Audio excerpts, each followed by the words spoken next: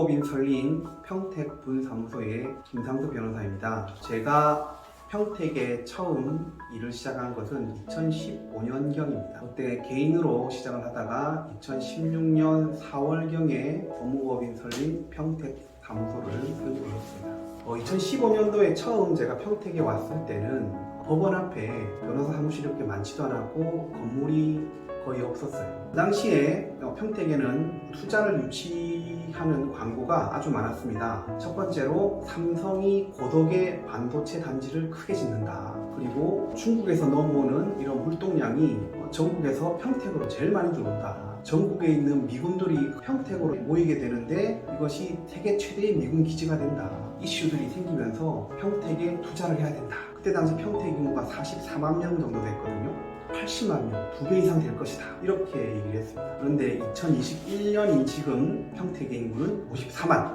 예상대로 늘지는 않았죠. 평택에는 인구가 54만 명인데 평택지회에서 근무하는 변호사님은 50명 정도 됩니다. 평택에는 변호사님이 그렇게 많지 않은 편입니다. 제가 평택 검찰청에서 법사랑위원으로 활동을 하고 있습니다. 법사랑위원이 하는 일은 선도 조건부 기소유예를 받은 청소년들, 중한 범죄가 아닌 죄를 지은 청소년들에게 선도를 하게 하고 기소유예 처분을 해주는 곳입니다. 그 활동을 하게 되면 소년 전담하는 검사님들, 그리고 지청장님, 그리고 부장님들하고 이렇게 식사를 하고 간담회를 할 때가 있습니다. 그때 이제 검사들이 지나가는 말로 하는 말이 법무법인 설린에서 의견서가 들어오면 그거를 무시할 수가 없다. 평택 검찰에서도 법무법인 설린의 어떤 변론 활동을 인정하고 있는 것이겠죠. 평택 법원에서도 저희 설린이 인정을 받고 있는 것 같습니다. 이거는 제 주관적인 얘기긴 하지만 한 번은 모르는 의뢰인이 저를 찾아서 왔습니다. 그래서 저 상담을 잡고 했는데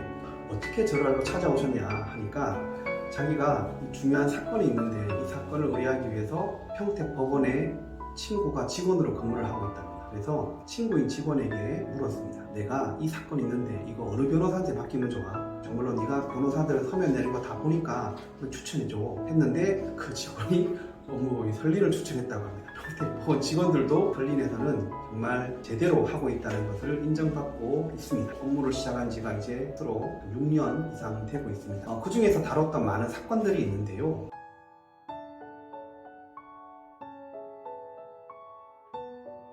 제일 많았던 것은 이혼 사건이었던 것 같습니다. 평택은 아무래도 개발이 많이 되면서 취업 인구가 많이 늘었습니다. 어쨌든 각종 인력들이 필요했던 것이죠. 그래서 외지에서 많이 평택에 와서 사는 경우가 많았습니다. 그러다 보니까 이분들이 결혼하신 경우도 있지만 이혼을 하거나 혼인 생활이 파탄이 나서 오는 경우도 많이 있습니다. 그렇게 하다 평택에 지내다 보니까 또 이분들끼리 다시 가정을 꾸리거나 하는 경우가 많았는데요. 이제 다시 결혼을 했다가 잘 안 되는 경우가 많았어요. 그런 경우 대부분은 사실혼 관계가 파탄이 나는 것이죠. 사실혼 관계가 파탄이 나더라도 혼인의 경우와 마찬가지로 재산 분할의 문제가 발생하고요. 또 그리고 사실혼 관계 중에서도 한쪽이 부정행위 또는 외도를 하는 경우에 위자료 청구가 인정이 됩니다. 그런 사건도 많이 있었고, 또 재미있었던 것은 이제 안산에 살던 분이 평택 고덕의 아파트에 당첨이 돼서 입주를 하는데 그 당시에 한 2억 5천 정도 하던 아파트가 땅값이 오르니까 5억까지 올라버렸어요. 분이 원래는 그 부부가 사실상 이혼을 하려고 마음먹었는데 땅값이 올라가지고 나눠줘야 될 돈이 엄청 커져버린 거예요. 그러니까 이혼하지 말자고 하면서 이혼을 안 하고 가시는 경우도 봤습니다.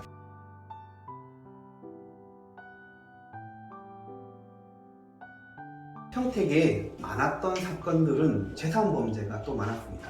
투자가 이루어지다 보니까 그 투자를 유도하는 문제가 많았고요. 삼성에서 땅을 매입을 하고 공장을 짓고 협력업체들이 들어오고 공장을 짓고 일용직들이 좀 다 모였습니다. 또 어떤 인력 회사들이 많이 생겼고 그런 인력 회사들을 또 전문적으로 케어하는 회사들이 생기고 갖가지 파생해서 산업들이 계속 됐습니다. 부동산 개발이라는 게 평택 고덕단지 한 지역을 이렇게 수용을 해서 개발을 하면 그쪽만 개발이 일어나는 것이 아니라 이쪽에서 농사를 짓고 있던 분들이 농사 지을 데가 없으면 다른 쪽에 가서 다시 농지를 사고 농사를 짓습니다. 그러면 거래가 없던 농지에 거래가 생겨버리는 것이죠. 또 집도 이사를 하게 됩니다. 그러면서 파생적으로 거래가 생기는 거죠. 그러면서 부동산 땅값이 고덕 지역뿐만 아니라 거기가 1시간 떨어진 그런 곳까지 전부 다 부동산 가격이 다 오르더라고요. 그래서 돈이 생기니까 사람들이 그 돈을 투자하려고 하고 투자하는 과정에서 사기를 당하기도 하는 사건들이 많이 있었습니다.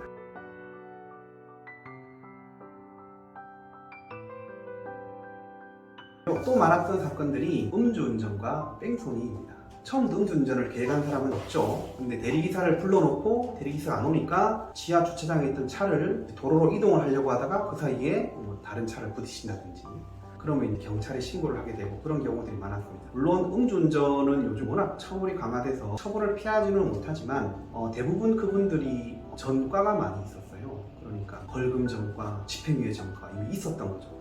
그 다음에 다시 음주가 되니까 이분들이 이제 구속이 될 것에 대해서 많은 염려를 하면서 사무실에 찾아오셨습니다. 사람들이 일반적으로 처음 걸리면 벌금, 그 다음에 걸리면 집행유예, 그 다음은 징역이라고 알고 있는데 반드시 그렇게 되는 건 아닙니다. 저희가 많은 재판을 통해서 실제 2번, 3번씩 음주운전을 했지만 또 징역, 집행유예를 받고 구속을 면한 사례가 많이 있었습니다. 그리고 뺑소니의 경우에는 대부분 음주운전을 한 경우죠. 음주운전을 들키지 않기 위해서 일단 도망을 가는 거죠. 그런데 음주운전 들키지 않기 위해서 도망간 것보다 나중에 후폭풍이 훨씬 더 큽니다. 특히 사람을 다쳤다든지 또는 경찰을 다쳤다든지 하면 구속되는 경우까지도 발생을 하는데요. 이런 경우 피해자와 합의를 어떻게 할 것인가가 가장 중요합니다. 근데 피해를 당한 쪽과 또 피해를 준 가해자 쪽의 합의금에 대한 갭이 아주 큽니다. 정답은 없는데요. 저희는 어떤 금액이 합리적인 금액인지 피해자에게도 설득을 하고 가해자에게도 저희가 얘기를 해서 합의를 할 수 있도록 재판에서 아주 유리한 결과를 이끌어내고 있습니다.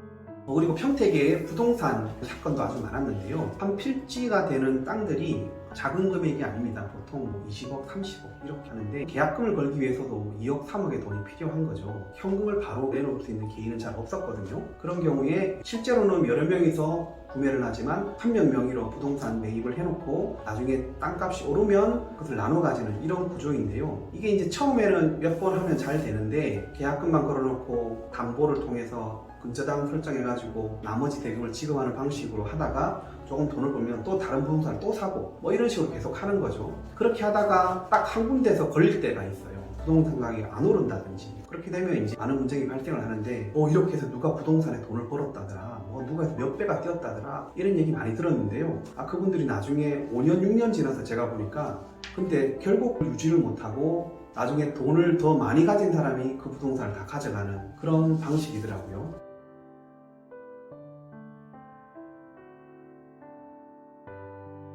그리고 공사대금 사건도 많이 있었습니다. 땅을 많이 개발하면서 나대지 땅보다는 거기다 건물을 지어서 팔게 되거나 소유하게 되면 훨씬 더 가치가 높아지기 때문에 주택이나 빌라나 원룸이나 이런 걸 많이 지었습니다. 건물을 짓기 위해서 공사업자에게 공사대금을 지급을 하고 공사가 시작되고 나면 공사업자가 달라는 대로 돈을 줄 수밖에 없습니다. 계속 돈을 주는데 건물이 안 올라가는 거예요. 중간에 공사업자는 망해버리고 그런 경우 공사대금 소송이 엄청 많았습니다. 이때 공사대금이 얼마냐 분쟁이 아주 많았고요.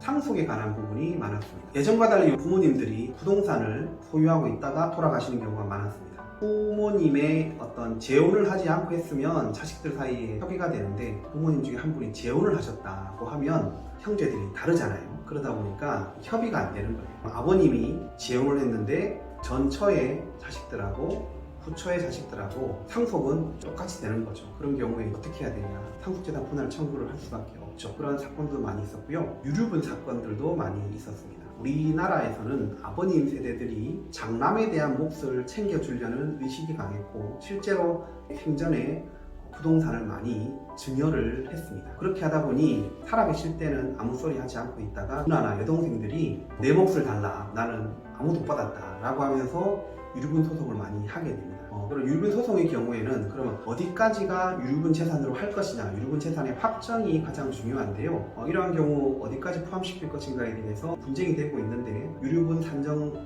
대상 재산을 확정하는 사례들을 저희들이 성공으로 이끈 경우가 있습니다.